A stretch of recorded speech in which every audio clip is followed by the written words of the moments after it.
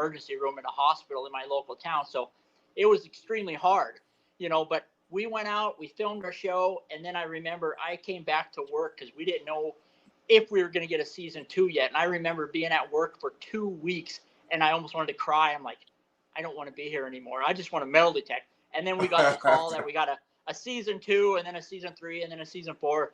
And then it was like all paid vacation after that. Yeah. It is a dream, isn't it? Come true to be paid it is, to really. do your hobby. I think every time we get on an airplane together, it's just like we look at each other. It's like it's been since 2011 or something. It's been, I mean, over a decade of flying around the world, and it's like I just can't believe that this happened to us. We realize that we're two of the luckiest idiots on the planet. Right. How do you your detectors go with you as hand luggage, or do they go in the hold with other luggage? A lot of times we'll take the brains off of them and we'll carry on the brain and then pack the rest away. And then sometimes I'll just pack it all away. We never ever have any troubles. Every once in a while they'll look at it and say, what's this? Tell them it's a metal detector. But we have never had an issue traveling overseas with them. Most of the time, like I say, I tell people to take the brain off. If nothing else, you can always duct tape it to a stick to the coil, and you're still going to have a machine when you get there. Yeah. True. Yeah. Yeah. Me and Dave saw a guy at Detectable a few years ago, didn't we? We did. A stick. We did. He had a Deus on a stick. Yeah, Deus on a stick. I think I saw that. Yeah. There was somebody had a stick detector in England when we were there. I don't know when this was or where it was. I think that was 2019 Detectable. Yeah. Oh, okay. Dang.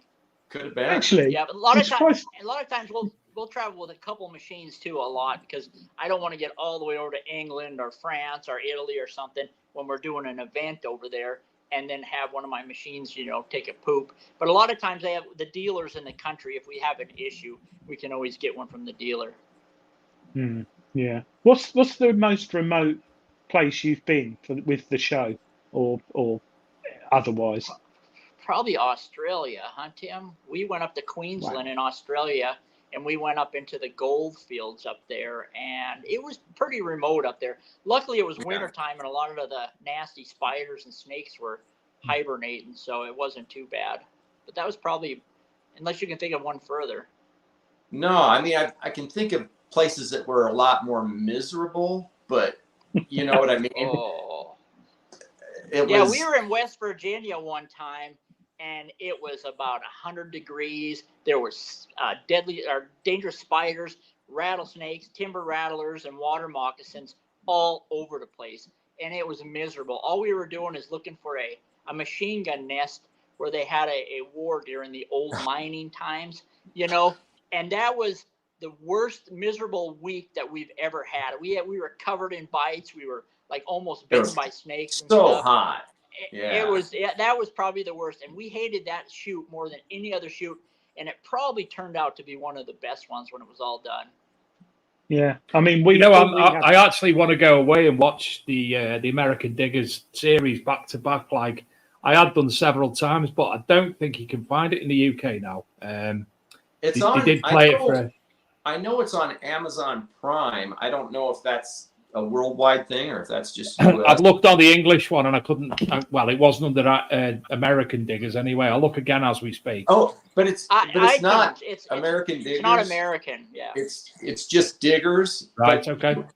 But you were saying American Diggers might have been what they named it in a different country. Yeah, that was what it was called in the UK. Yeah. Okay. I've got stuff about Lip of the Dig. Oh, there's Peppa Pig. That's not it. No, that's certainly not it. A lot of American Diggers. She's nice. It was a show over here, and it was that old wrestler that found stuff in the rivers and stuff, and he used to say "boom, baby" all the time. That was American Diggers. We were just the Diggers, our Diggers. So a lot of people got that confused.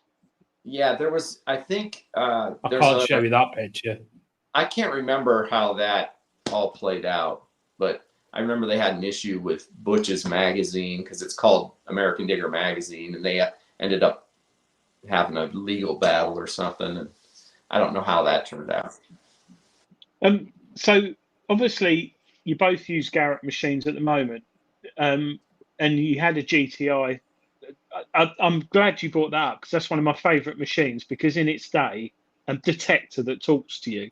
Now we've got all this AI and everything going on, multi-frequency, but I know they'd probably not work now if it'd all go pear-shaped. But have you still got those old machines? Do you keep your old machines? Yeah, I do. I got mine. It looks like it's been ran over. Just because. Yeah, you wouldn't even know what it was if you saw George's, because it's just all duct taped together. Mine is still in pretty good shape, but my original White's machine, I think it was the Coin Master 3000D. It was a blue box, with a white coil.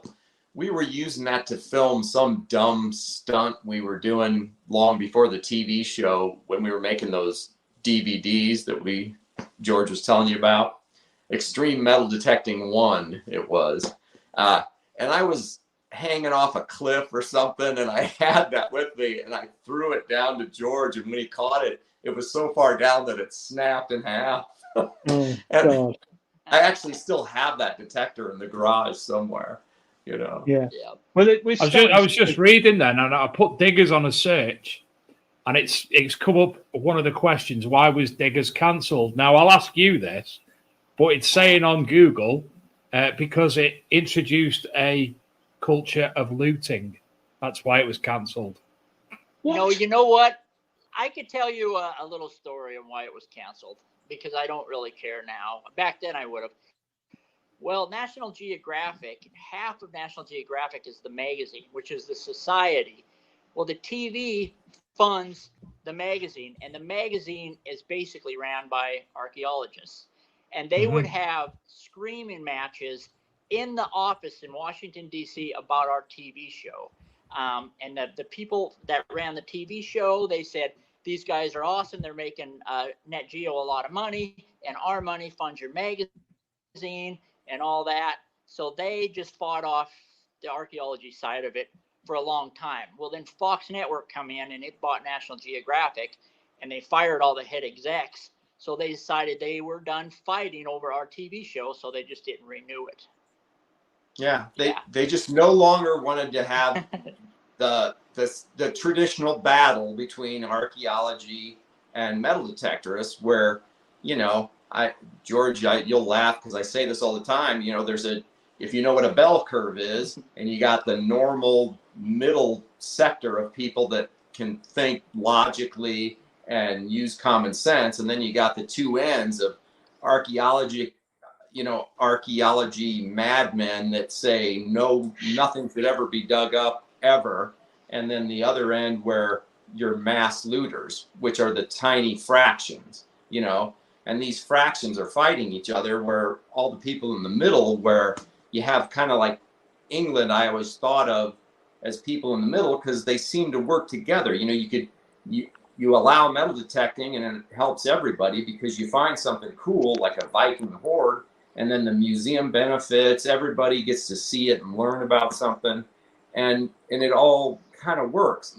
But you take that away, and then you're going to have looting, because people aren't going to stop trying to find treasure. And and then you'd have your archaeologists that on the far radical side that don't want any of us doing any kind of digging, because that's how they make their living. They want somebody to pay them to go out and do it, whereas we do it for the love of it, because we just like history, Yeah. So that's my take on it. Don't get I'll us probably wrong. get a bunch of letters and stuff, but no, it's that simple. Right, I got your back. I just think. How about you? Don't get us wrong, Tim. What? I was gonna say, don't get us wrong. There's definitely 100% place for archaeology. We're not bashing archaeology. They need archaeologists out there, but some of the sites, there will never ever be an archaeological dig and stuff like that. And it's cool because some of the biggest discoveries in the world were someone with a metal detector, and then they could come in and do a proper dig with archaeology and stuff like that. We did a show here in the U.S. It was the Hatfield and McCoy feud. It was a everybody probably heard about the Hatfield and McCoy feud Yeah, a long yeah. time ago. You know, two families fighting each other. Well, we got to go out there and search for Randall McCoy's cabin site. Nobody ever knew where it was. They knew where the well was. Well, Tim and I, during one of our digger shows, we went out there and we actually located the house site, Randall McCoy's house site. And as soon as we knew it was the house site, we called the Kentucky State Archaeology Committee, and they came up there, and for 4 or 5 years, they did a proper archaeological dig on this foundation. You know, so that was cool to be a part of. So they had students out there doing digs and teaching them how to do things properly, and it was a win-win for everybody. And that's what I'm talking about. If you take some two radical ends out, you know, you don't want people storming onto Gettysburg and just digging it up willy-nilly, you know, and if you just go into the middle, and there you go, you cooperate and get some stuff done, you know. You know how you both way like too the serious. good old British humour? What's that? Yeah. Just at the right time, then. You know how you both like the good old British humour? Oh. So Will Way said, by the way, KG, I thought you were awesome when you sang with the Sunshine Band. A lot of Rob people think I look Stiver. like Woody Harrelson, so I get that a lot. Oh, he's on about Casey and the Sunshine Band, isn't he? Woody Harrelson, mint. Yeah. Rob Stiver said you have, when you were talking about Montana before, he said you have Hannah Montana as well. Gareth Howard. Gareth Howard. Chris Langston says, gotta like Tim's love of birding. He's got a lovely collection of British tits. Will Way said, Tim, do you prefer clowns or trapeze artists when you're ringmastering? Well, my wife's afraid of clowns, so aren't we all? Aren't we all? Oh, Stephen King. We are now. Dave, Gareth Howard's one's quite good. He was obviously trying to search for the show on the internet, and he's put, I've just tried to search for it and accidentally misspelt it. I've now just subscribed to a website that says it will not show up on my bank statement. That'll be that Doggers one, will it? Yeah. That Gareth's obviously used to those sort of comments on websites, but yeah, Gareth's a regular on the show. Quite often we have a part in the show where someone goes into his mother's loft and we have to guess who it is. Normally a detecting person. Did you call loft? Yeah, loft's a universal name, isn't it? Attic space. Attic. Attic. Yeah, attic. We call it a loft. Yeah. So, but yeah, so we quite often who's in Gareth's parents' loft? Yeah, we have a nice 1970s picture flashing. But yes, what I was going to ask a question. Out of interest, did you both like history at school? I hate it. Yeah, no. Yeah. It just didn't seem real. It didn't seem real to me. It's kind of like, well, what do I care about Romans or civil wars and all that? And then once you started doing it and you're holding it in your hand, it just took a whole new perspective. Now I just love it. Yeah, I'm the same. I didn't really like school anyway, but I didn't enjoy history. But I think that was predominantly down to the teacher. But now I can't get enough of it. And like you say, YouTube and places is a wealth, and books. There's so much stuff. I keep finding myself doing my son's history, or at least telling him what to say in history. Yeah. I was lucky on Monday night where myself and my son, we actually did a talk for a scout troop on metal detecting, and it was so well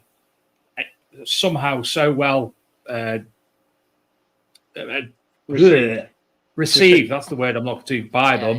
They've asked us, would we be able to put a event on where we take the scouts detecting? So we're currently looking for a site. We think we've got something, and then myself and Shane, who I go detecting with, and Rick, Steve, etc., we've got a bunch of machines let the scouts use. So we're looking forward to that. Yeah, that's cool. It is a thing, no doubt, you guys doing the show and being all over the world. The amount of people who stumble across either your show or talking to me or Dave about the hobby, and when you start showing them what you find and the history and the technology of detectors, because a lot of people think You know, it is literally